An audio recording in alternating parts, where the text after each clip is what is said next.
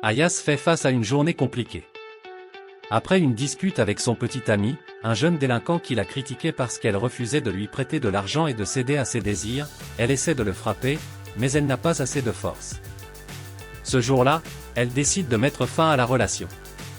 Plus tard, en classe, elle se plaint auprès de ses amis de la difficulté de trouver de bons hommes. Elle avoue qu'elle sortait avec son ex uniquement parce qu'il ressemblait à Ken Takakura, le célèbre acteur japonais connu pour ses rôles de yakuza. Ses amis lui disent qu'elle est trop exigeante. Cherchant à se distraire, Ayas part faire une promenade et tombe sur une scène de harcèlement dans une des salles de classe. Ennuyée et désireuse de se battre, elle intervient, mais les agresseurs ne réagissent pas, ce qui la frustre. Alors qu'elle s'en va, le garçon qu'elle a sauvé la suit, croyant qu'elle l'a aidé parce qu'elle est fan des ovnis. Confuse, Ayas l'ignore en lui lançant la revue scientifique du garçon. Ensuite, elle s'excuse, précisant qu'elle ne croit pas aux ovnis, mais aux fantômes. Cela déclenche une discussion, car le garçon se moque de ses croyances. Pour résoudre le débat, ils conviennent de visiter des lieux mystérieux. Ayas se rend dans un hôpital abandonné, réputé pour des activités extraterrestres supposées, tandis que le garçon timide se dirige vers un tunnel hanté. Ils restent en contact par téléphone tout au long de leur exploration.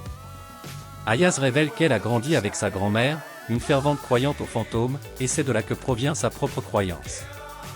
Soudain, le garçon se retrouve face à face avec une sorcière dans le tunnel et panique. De son côté, Ayas est attaqué par des êtres mystérieux qui l'enlèvent. Ces extraterrestres lui expliquent qu'ils étaient autrefois humains, mais qu'ils ont perdu leur capacité de reproduction, et qu'elle a été choisie pour les aider à ne pas oublier leurs origines. Ayas tente de résister, mais les extraterrestres manipulent son esprit pour qu'elle cède. Alors que tout semble perdu, le téléphone d'Ayas se met à sonner. Les extraterrestres répondent à l'appel, mais une entité mystérieuse sort du téléphone, c'était la sorcière qui poursuivait le garçon. Les extraterrestres ne tolèrent pas cet intrus, et une bataille éclate entre les ovnis et le fantôme. Le fantôme était une sorcière qui avait possédé le corps du garçon. Pendant la bataille, le garçon ne peut s'empêcher de se souvenir à quel point il voulait rencontrer les extraterrestres. Mais ils n'ont jamais répondu à son appel, il voulait seulement avoir des amis. Il essaie de se battre de toutes ses forces, car Ayas était la seule à avoir remarqué sa présence dans ce monde.